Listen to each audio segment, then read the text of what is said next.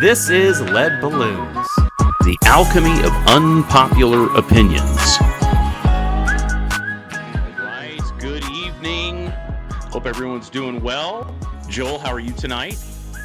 I'm Double good, thumbs man. up with a strange smile. So tonight we're going to be talking about a title of the podcast is Why Grunge Music is Biblical Music. That's kind of a weird title, but you'll see what we're getting at when we get into it. So we're going to start off with this, Joel. I'm going to read 3 little snippets from either a song or maybe something that could be from the Bible, and you're going to tell me which, you do the old Sesame Street thing, which one of these is not like the other. Got it. I'm going to read 3 things off, little excerpts, and you tell me which is not like the other.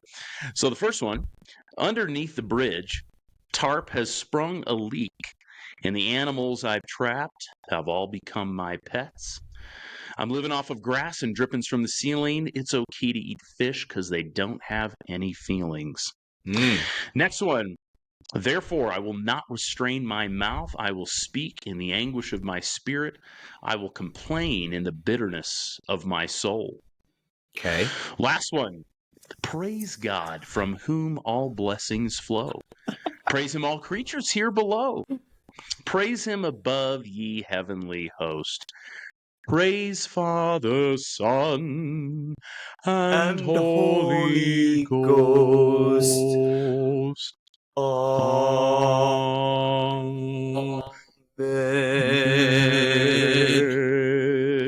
That's free for all of you out there. That was totally free. Well, all I right, obviously Joel, know the last one. So we'll break down where these come from. But Joel, which of those two, or which one doesn't feel like the other two? Let me put it that way. Obviously, the last one just reeks of irrational optimism.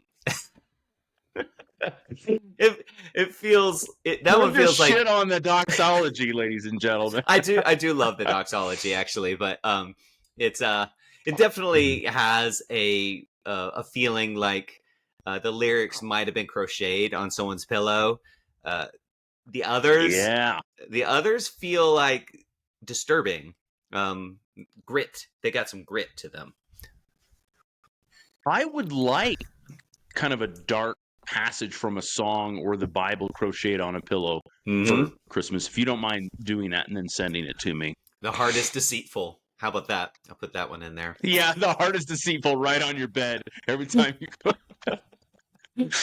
Well, okay. So with a little bit of suspense out of the way. Okay, so the very first thing that I read is a part of is an excerpt from the song "Something in the Way" by Nirvana. Something in the Way. And then the next one that I read was from Job. And now I've forgotten which chapter. I think it was chapter 9. But anyway, that was a selection from Job and his complaint. And then, of course, the last one is that famous song that's popular in many church liturgies, which is the doxology. Now, the reason I'm starting off this way, everybody, is I want to draw our attention to how sometimes songs that we think of, or when we were back in our Christian conservative days, we might have referred to as songs that are like Christian songs, how they compare to stuff like that's in the Bible. And what I want us to talk about tonight is how grunge music, and we'll talk about what grunge music is, but we'll talk about how grunge music can be biblical music, and simply saying that there are parts of the Bible, whether you want to call that lament or whether you want to call that parts of the Psalms and precatory Psalms, or whatever those might be, or even portions of the book of Job that are really dark and that speak to the hardships and the suffering and agony of human experience. Well, we find a lot of those same themes in regular music. Not necessarily the church's music or Christian music. We find it in regular music. And I just thought it would be fun to talk about that tonight. Joel, when I was when I was in the church, I've talked about this before, but when I was in the church towards the end of my time in the church, one of the things that I noticed was kind of missing in the liturgy was any sort of space on a somewhat regular basis for complaint or anger or frustration about one's own life or about God. And the thing is, when you read the totality of Scripture, you see that it is there. You see the people of Israel in the Old Testament complaining to God. You see individuals complaining to God. You see Jesus, the second person of the Trinity, saying, my God," when he's on the cross. "Why have you forsaken me?" Taken from Psalm 22. So you see all of these, you see that the Bible has this tradition of lament and sadness and darkness, and I didn't see it getting incorporated into the liturgy of the church. Now, there are some things that are done, like during Easter week, during Maundy, like I think it's Maundy Thursday, Mm-hmm. where they strip everything down, and so there is some of that, but certainly not on a regular basis. And I would notice when I would come to church sometimes that I would not be feeling great. I wouldn't be happy with the Lord, or a lot of weeks I was, but a lot of weeks I wasn't.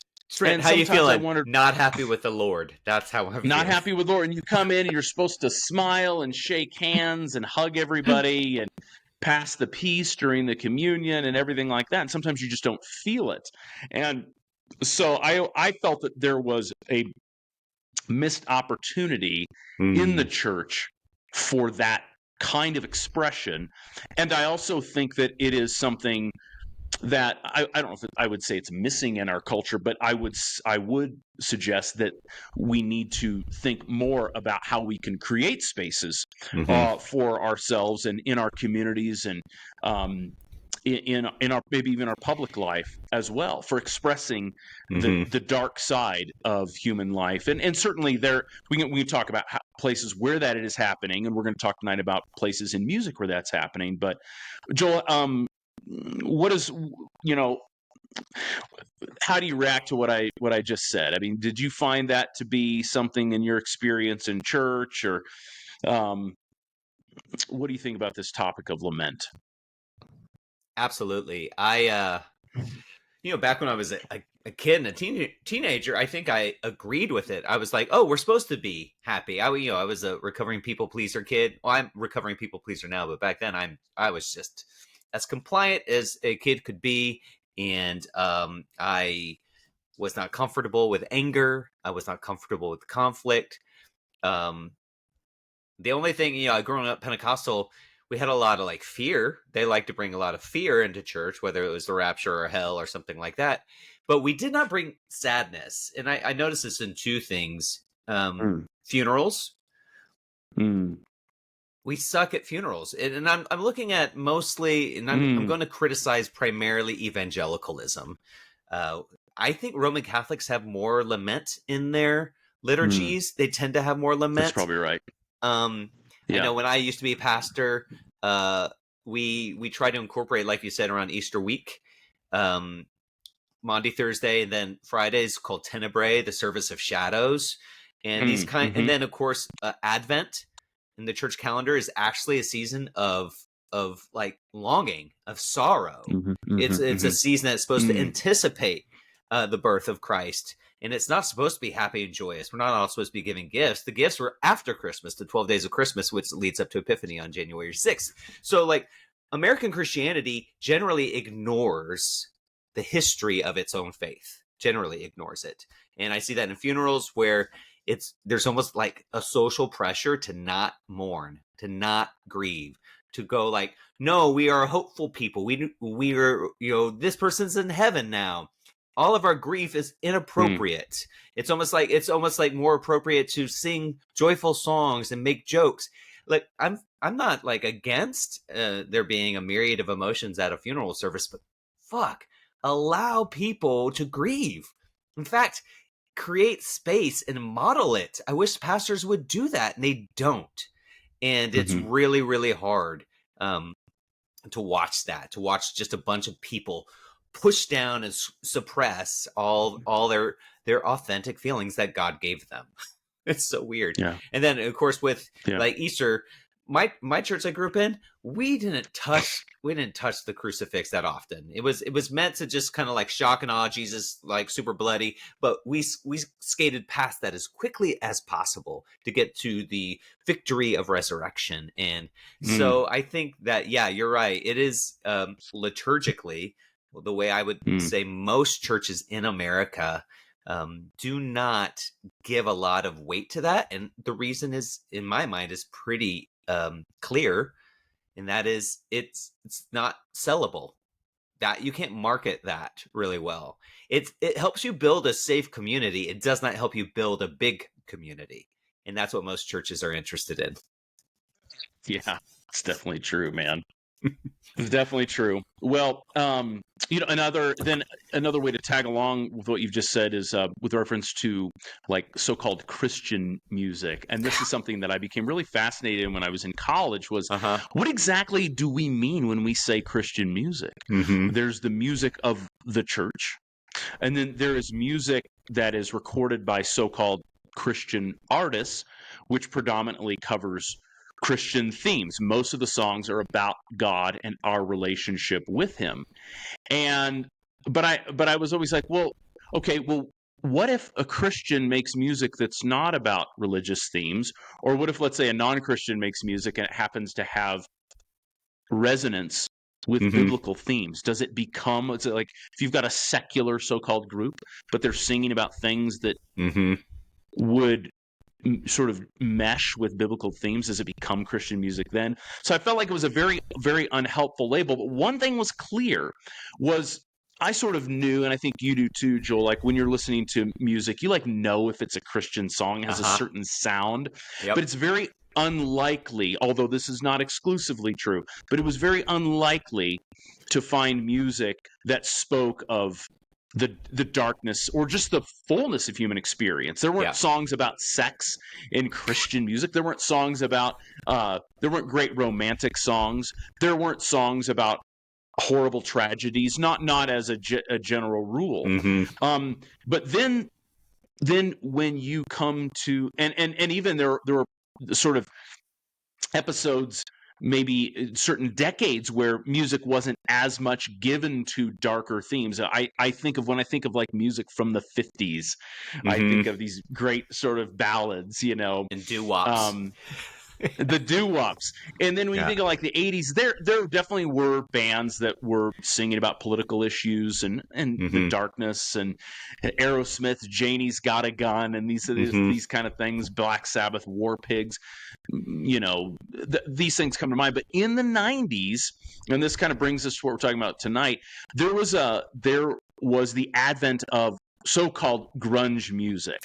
Some people might think of like that's right, might think of alternative rock, but grunge music came out in the 90s, and we're going to talk a little bit about that tonight. But I wanted to say about grunge music before we sort of, Joel's you're gonna tell us more about it, but I want to say that music that says no in sort of this sea of yeses and sea of celebration, music that says no and that makes space for weeping and commiserating has a place in our culture. And one genre that's done that really well, I think, is grunge. So that's kind of why we're going to camp out there tonight. But Joel, tell us, how would you define grunge music? Sort of what comes to mind when you hear the term grunge music?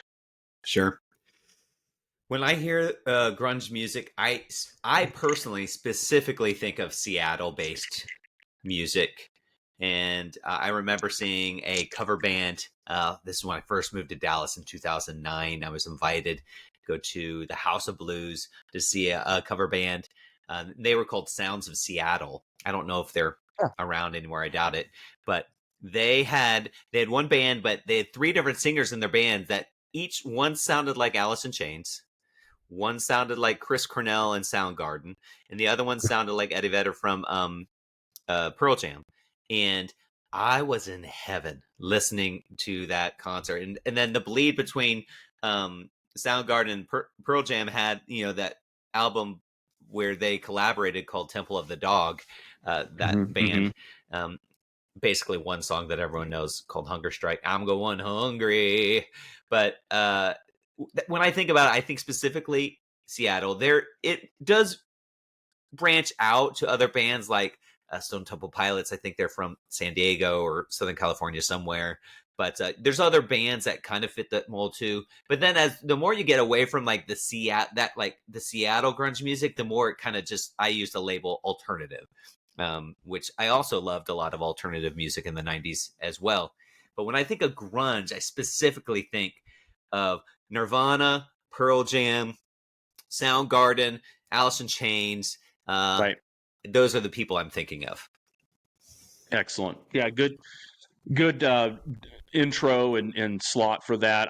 What I'll add to that in addition to like the Seattle roots and stuff, music that was countercultural in a lot of ways. Yep. Particularly, politically, socially, countercultural, even the fashion, the sort of clothing that they were known for, the flannels, man. I rock those Doc flannels. Martens and these kinds of things. It was just very, very relaxed. Even the style of the sound of the music was less polished. I've heard it said the singing was more sludgy. It didn't have that sort of glam rock, concert rock, operatic feel of some of the 80s bands.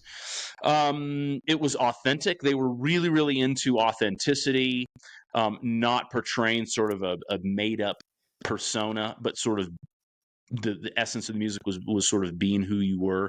It was very introspective. It was also drug addled. I mean, a lot of we know of Lane Staley from Alice in Chains, who ultimately died, I think, from a drug overdose, and of course Kurt Cobain. Yeah. And there were multiple others in that space who had real issues with drugs, so that was part of it too. Can you think of anything from your experience?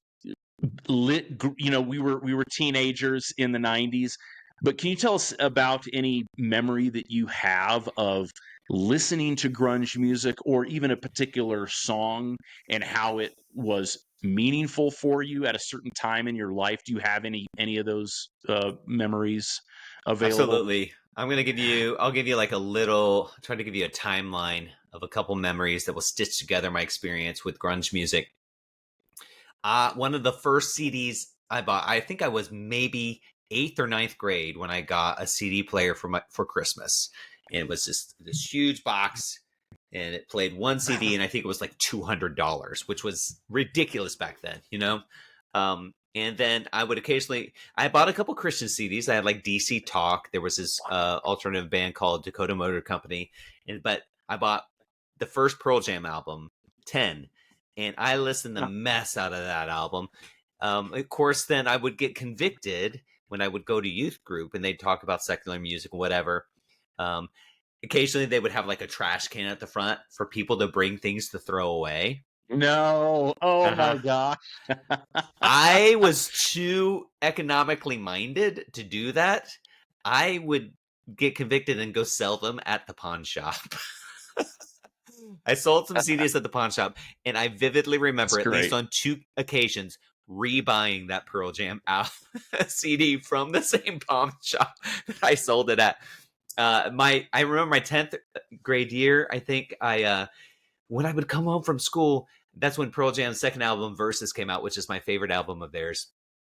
And I would sit and play Madden 94 on my Sega Genesis, and I would just listen. I would just listen to that album over and over and over again. I loved it so much.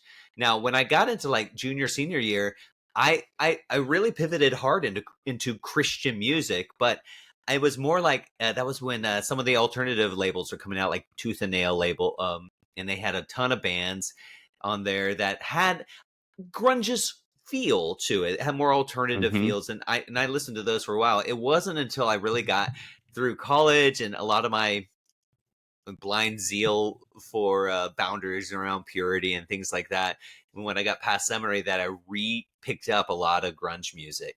And would just go back, and now that I have Spotify and I have access to all of it, I mostly listen to 90s alternative music and love it when Nirvana or Pearl Jam or Soundgarden or any of those come on my playlists. So that's kind of like the full circle of my experience with it.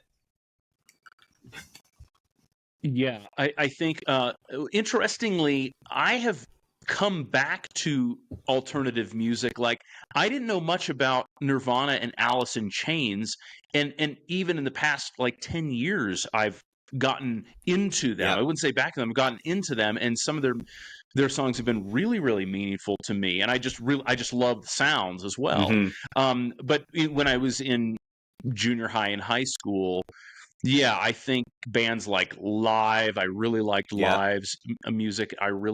Pearl Jam was on my radar screen very early on. The song Black is probably that's a great song. still one of my top 10 favorite songs. Love that song, and I loved it back then. Even in the midst of my religious fervor, which may have hit its peak when I was like a junior in high school, we were being told the same. We heard people giving testimonies in youth group about, hey, I took out all my secular music and I threw it out on my lawn and I bashed it with a hammer and then threw it away. And that was, even at the height of my zeal, I never once thought about doing that. I mean, there were certain CDs that I probably wasn't allowed to have, Sure. but I certainly, when I was over at friends' houses, I would listen to that music. I never really felt bad about it. I'm not exactly sure why, but maybe there was that part of me that knew that there was something to that music that captured a part of human experience. And by golly, I mean, when you read the Old Testament, especially, but in the New Testament has portions as well, but passages in the Old Testament, man, is about as real and nasty and ugly as it gets. Yep. Whether it's passages about, genocidal quests, or some fat king getting stabbed with a sword that sort of goes so far into the sword you can't see it anymore. Yeah. King Ehud or something like that. Ehud, the left-handed Benjamite. Yeah. Yes. I mean, it's just fantastic stuff. It is so wild in the Old Testament. It's like a lot of this music matches that stuff, man. It's not doing anything more than that. But so yeah, I think that it's music that resonated with us because it was the music of our time, but it did speak to so much of the human experience that often got left out. I mean, if you just survived on I think that 90s Christian music was actually quite good in my opinion, and I really liked a lot of it. And I think they're making some good music. But if that's all you listen to, you would be left out of so much of the range of human experience. And I found that in grunge music, and still do to this day. So absolutely. Yeah, and I was just kind of thinking about that real quick. Just like you'd mentioned how that brings some of that lament, and I don't know that I would have recognized that when I was younger. I thought it was cool music and I really liked it. And as I've gotten older, and especially when I became a pastor, I've always just been kind of a curious person. And I began to realize and observe how so many people use their faith to kind of put blinders on their eyes and go like, la, la, la, la, la, put their fingers in their ears and say like, I don't want to have to think about all these other things that are in this world, because their theology didn't support it. Their theology was this great good God who heals, this great good God who does miracles, this great good God who saves. Meanwhile, people are dying of diseases. Meanwhile, people are, tragedies are happening on cosmic levels and on individual levels. And I came to the point where I was just like, I am not interested in a faith that cannot like integrate with reality. And most people have a faith that doesn't. Their faith does not integrate with reality, because and if it does, they just blame it all on the devil, rather than God created this world as it is. And so, like, I've come to the point which, if that was a really good experiment for me to make my faith grow and be able to include everything that's real that happens.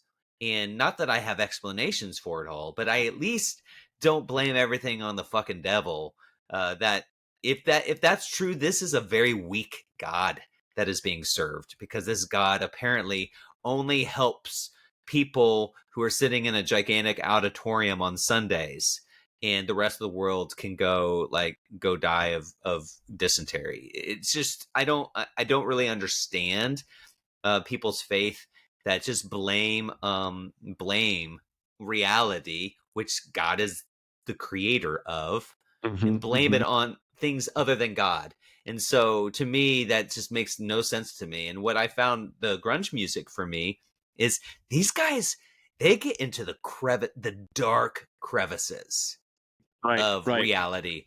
Just real quick, I just want to highlight a couple songs.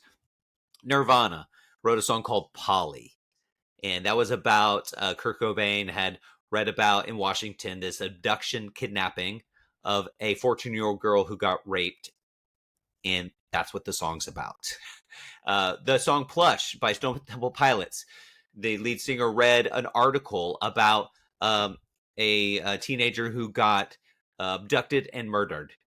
That's what that song was inspired by.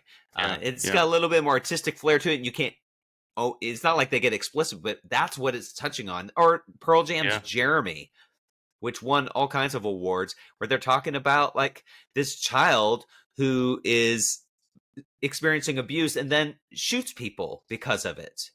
And it's not a moralistic kind of song. It's not like preaching something. It's just holding up a mirror, saying this is the world you live in, guys. What are you going to do about it? And that's what I really like about a lot of the grunge music, is that it is intentionally integrating all of human experiences into its art form.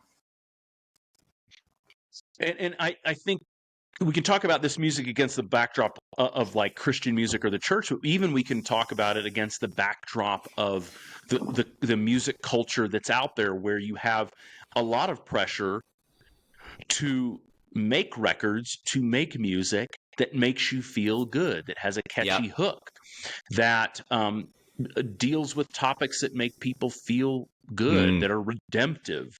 And just think of how much music, if you just flip on the radio and randomly go to a station, 90% of the songs are going to be love songs. And if you look at, and there's nothing, I think we should have love songs. We should have great love songs. We should have nuanced love songs, but there should be songs about other things. And when you get to grunge music, not a lot of love songs there. No, not a lot of love songs. They will speak to human relationships and romantic relationships, but not your classic love songs. Yeah. And that's something that I really, really appreciate about that genre. So what we want to do now is Joel and I are going to just take in turn. We're going to mention our favorites, if we can come up with that, our favorite sort of grunge song, break it down just a little bit and kind of show you why this sort of illustrates things about grunge that we feel are important and why that song's been meaningful to us. And Joel, let's start with you. Let me ask you, what is one of your favorite songs from a grunge band, and why does this song mean so much, and how does it illustrate the influence of grunge on you? I'm gonna choose. This was super hard for me. I knew it was gonna be a Pearl Jam song. I love so many of their songs. Alive from the 10, Jeremy from 10, Better Man from Vitology, which is a great song. Versus has, I love that whole album, but I'm gonna pick a song that it received some really good critical acclaim, and it's called Daughter. Don't call me daughter. And so not fit too. That's not fit too. That's right. And I just always loved it. It starts off very acoustic-y, and then it just the drums kick in, and then there's just the energy picks up at the end, and it just, you can just feel it. And that's what I loved about a lot of grunge music. It felt like passion put into music is what it felt like. And whether that passion was, responding to joy or pain, it felt passionate. Right. And so that song in particular, Eddie Vedder talked about its meaning, and it's a story about a girl who has learning disabilities. And there's a line in the song where it says, the mother read aloud to her, and she couldn't understand it, but she wanted to make her mom proud. And basically, the idea was there were a lot of learning disabilities that weren't understood earlier on. And what happened to those kids is because they weren't producing and doing what they should do, like learning as they ought to, they would get punished corporally. Like they would get spanked, they'd get beat, those kinds of things. And Eddie Vedder was asked about that, and he was like, yeah, all these like creative kids are being destroyed, and that they have to take that with them for the rest of their lives. And there's some couple lines in the song, and it's pretty dark. Like the shades go down, which is kind of a reference, like the parents we're gonna shut the shades, and we're gonna beat the shit out of you. And then there's this line of hope, and it says, and it's hope in the midst of just pain. And it says that she held the hand that held her down, which is this idea that her mother is the one that's beating her, or her father, whoever it may be. But she will rise above. And that's where he like yells it, she will rise above. And it's so powerful. And just the drums and the guitar come in. But the hope is not this flowery hope. It's the hope of like, I'm going to get through this. I'm going to be resilient. I'm going to have grit. Here's this reality. We're going to look the dark reality in the face here. Here's a child that's being abused for something that's not their fault. Don't call me daughter, not fit to. The picture kept will remind me of you. And that's the idea that this is almost like a kid who's grown up older and is like, I have a picture to remind me of that family. I don't need the relations anymore. And that's dark shit, and I'm the father of one of my daughters has ADHD and dyslexia. And that got diagnosed, thankfully, when she was in second grade. Her teacher was telling me and her mom that she was kind of lazy. But I had experiences that she was not. I was trying to read with her, and we'd read like a word "the" on a page together, and we turned the page, and then she didn't understand the word again. I was like, what is happening? So we got her diagnosed, and this was at the Scottish Rite in Dallas, and one of the doctors told me that this is a diagnosis specifically for females, girls, teenage girls, that doesn't get diagnosed until usually in late teens, early 20s. And the reason is because they don't know what's happening. The teachers don't know what's happening. And what happens for the person experiencing it, the girl will think that, oh, everyone else understands this stuff. And I don't. I must be stupid. And so they have that internal message that keeps going and going all through their formative years.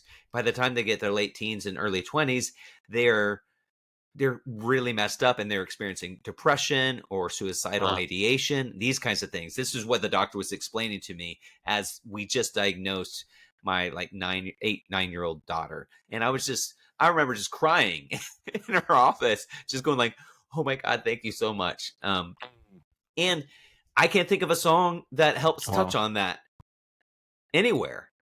And so that's why I think some of this music is really good, because it brings attention to stuff.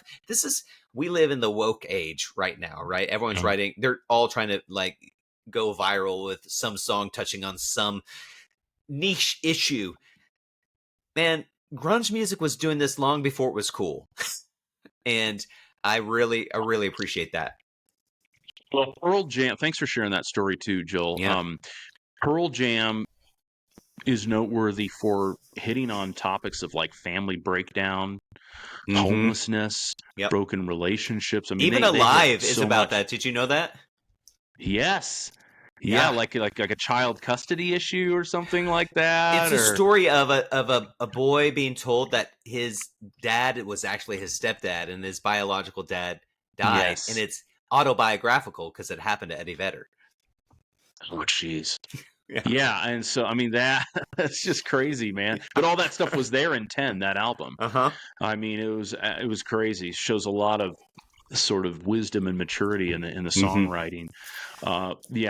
That's connected. Those songs have connected with me in a big way. And in the 90s, I mean, dude, I came from a broken home, and shockingly, in Springfield, Missouri, in this conservative religious place, many of my closest friends and classmates were in broken homes and were dealing with a lot of issues from that. It was so wild. You saw, I mean, there was a lot of that was happening in the 90s. So my favorite song is by the band Alice in Chains. And Alice in Chains, it's so funny. Again, I mentioned this a second ago, but I didn't really get turned on to them. I knew about some of their stuff, but strangely, I got really interested about 10 years ago in their songs. Some of those would be like Rooster and Man in the Box. Would be Spoon Man. Don't Fall. Oh wait, no, that's Soundgarden. That's Soundgarden. Yeah. And so, but my favorite song of theirs, and actually my favorite song ever, is a song called Nutshell by Alice in Chains. That's a good one. And let me start. The lyrics it's just basically two verses, but it starts with, "We chase misprinted lies, we face the path of time, and yet I fight this battle all alone. No one to cry to, no place to call home. My gift of self is raped, my privacy is raked, and yet I find, repeating in my head, if I can't be my own, I'd feel better dead." Now, this song connected with me before I even really paid much attention to the lyrics, just because it has a kind of a mesmerizing, mellow feel. It's kind of melancholic, but also strangely relaxing. It's a song, if I listen to it every day, I don't get tired of it. It can kind of be on a loop. It just has that feel to it. But the lyrics are obviously deeply sad and dark. And it also is even more sad when you think about the life of Lane Staley, who was the lead singer for Alice in Chains, who he sang this in that famous concert, the MTV Unplugged concert, which I think was in 1994, and I think he was dead within the next couple of years or something. Yeah. And he was not far. Some people I've seen in the comments of a YouTube video this saying this is like somebody singing at their own funeral. You know? He was already sort of in that downward spiral. But besides the sound of the song, one of the reasons that I love it is because it is raw. Yeah. And it is super honest. And I love it starts with, this is a little bit autobiographical for Lane Staley, because he was struggling to deal with sort of the pressure of being in a band and being under the microscope. And a lot of times when he was in interviews, they were constantly asking him about his drug problems and stuff like that. But that's why in the second verse he says, "My gift of self is raped, my privacy is raked." But I love in the first, right at the opening of the song, he says, "We chase misprinted lies, we face the path of time." There's a sense of, he says we, and then it shifts to the experience of being alone. And yet I fight this battle all alone. I mean, that's painful, man. Yeah. That is it's so sad. Well, I want to make a connection now to the Bible to reinforce this idea that the grunge music is biblical music. There is a psalm that I learned about back in the day, Psalm 88, which is, I think, maybe the only psalm that doesn't have like a resolution. It just starts dark, stays dark, and ends dark. There's really no sort of uptick in that. And this verse could be pulled right out of the book of Job. Job, when he's lost his family and he's lost his children and lost his wealth, and he's afflicted with sores and alone and all these kinds of things. The same kind of pathos that's expressed in the book of Job by Job is here in this song. And I think it's really important to have songs like this. that take us to the depths and don't give us an easy out. Now, you don't want to answer. It's not like, ergo, you should get addicted to drugs and go into a downward spiral. Yeah. But strangely, there's a sense why so many people love these songs is there is that you can feel deeply alone, and you hear a song like this, and knowing that other people are feeling that way, it makes you feel a little less alone. Yeah. It lifts you up. Yeah. These kinds of songs are very, very, very important to have in our culture. And yeah, this one's been super meaningful to me. I'm trying to think if there's anything. Yeah, I think this song was really good as part of a larger corpus of grunge music in the time for sort of helping people to express feelings in general that they were experiencing, feelings of isolation and despair that a lot of people were feeling in the 90s. What is this all about? What, is it just about, is it sort of like 80s was the great decade of like materialism and greed, and people like, well, that's great. We can have all this wealth and have all these material goods, but what about human relationships? Yeah. Where are we missing out? And that, of course, that theme is alive and extremely well in our society today. So anyway, that caps off my little segue into my favorite song, Nutshell. But Joel, this is, we talk about these issues related to grief and the range and sadness and the range of human experience and stuff. And I like to talk to you about these things for a variety of reasons. One of the reasons is because of your like pastoral experience. You always have like good wisdom to bring to it, because you've had to talk to people who are going through happiness, elation, depression. I've had some of those experiences as well in my brief time sort of working as a pastoral intern, but counseling people who think they might have lost their faith or committed the unpardonable sin, or even people who are having suicidal thoughts. And let me add this before I kick it to you, but I think something that I'm thinking about too, Joel, is I'm not a Christian, not part of the church anymore, but I'm not actively trying to tell people not to do that. Sure. In fact, what I recognize is that there are people who gain a lot of nourishment from the church and would lose a great deal if they weren't part of the church anymore. And that would make me sad, even as I might want to change some of their views on certain things or whatever. But I think there are great resources for people who are committed to the faith, committed to a life of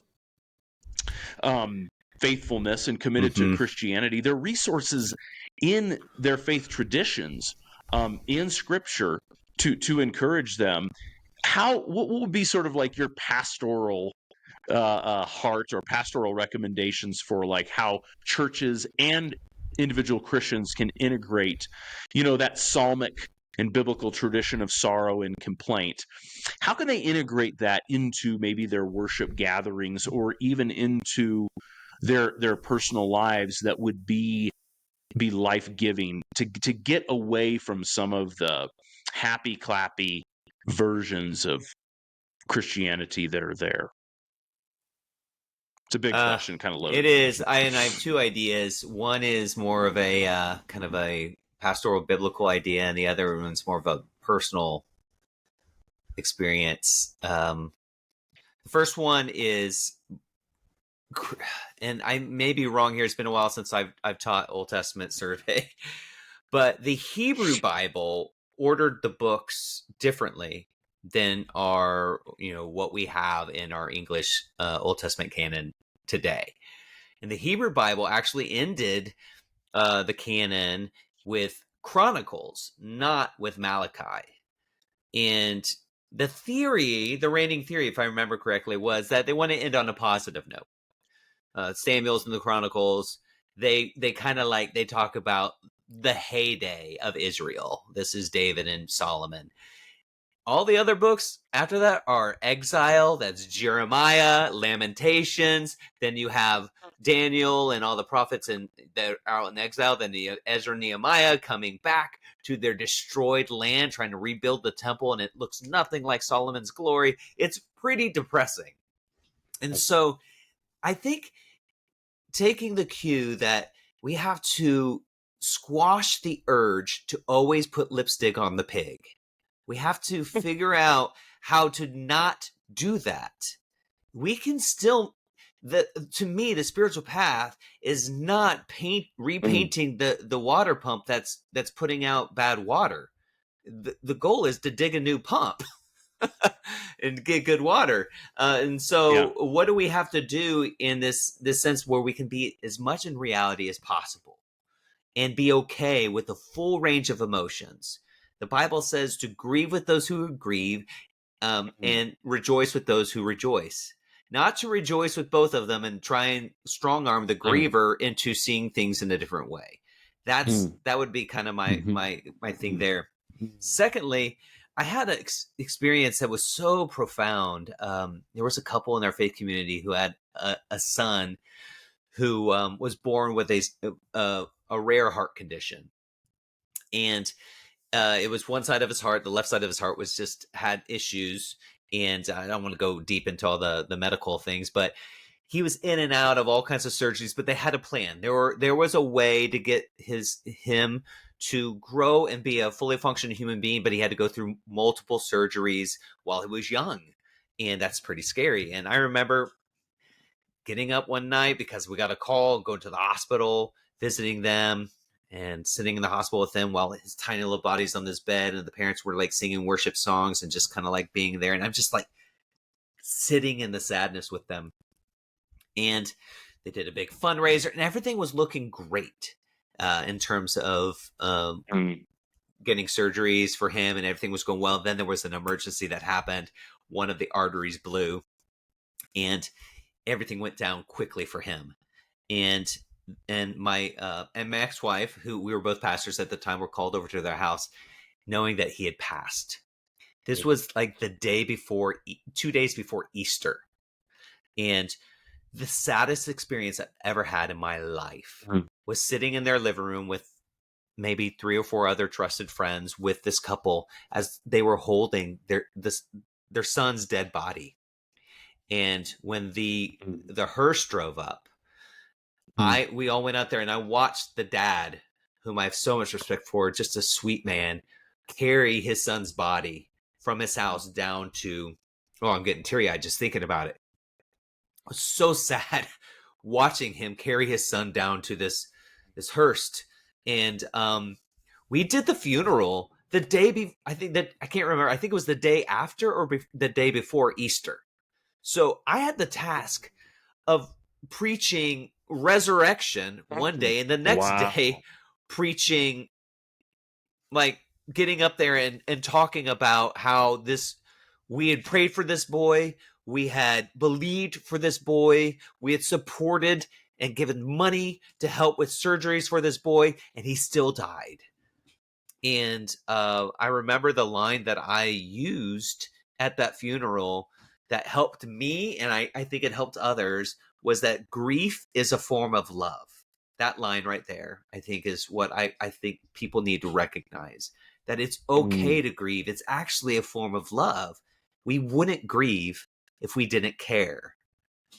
And so, to me, it's the miss is when we don't allow for grief. In fact, we should instruct people to grieve. The Jewish traditions, when a family member dies, they take a year of mourning. In their services, they have a part where you stay standing if you're in that year of grieving because of a family member dying. And they keep doing it, and they keep honoring it. And we don't do that in most evangelical churches. In fact, in just most of America, we try to sweep that under the rug. We try to swat it away. We are so obsessed with suppressing things we're uncomfortable with. And I think that is folly. It's just pure stupidity.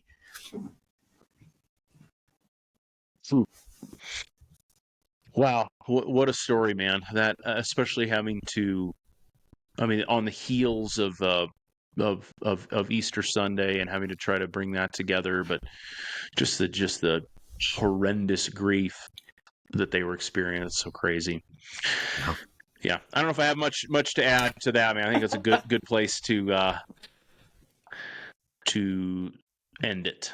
Mm. And but hopefully this has been a good one for you guys listening or watching out there. A chance to think about the place of grief and sadness in a full human life. That it doesn't need to be pervasive. It doesn't need to take over your life, but it should be part of your life. And we should have tools for dealing with that. I think that's kind of what we're trying to get at with this conversation is let's talk about ways that we can incorporate the range of human experience. And music is a great tool for helping us to experience and process those things. And so I'm thankful that grunge music exists and has existed. So anyway, I think we're going to close on that. Joel, you want to tell people how they can connect with us? Absolutely. We have a website, leadballoonspod.com. You can go there, and that's basically a great place to learn about Trenton and I, and also to have links to all the various platforms that these podcasts come out on. There's audio on like Spotify and Apple Music and all the regular names. And then there's YouTube. We have video on our YouTube channel. You can also email us at leadballoonspodcast@gmail.com. We would love to hear from you. Anything that's like tickling your mind or things that you'd love to hear Trent and I banter about, shoot us an email. Let us know what you think. Let us know if there's any topics you'd like to hear us cover.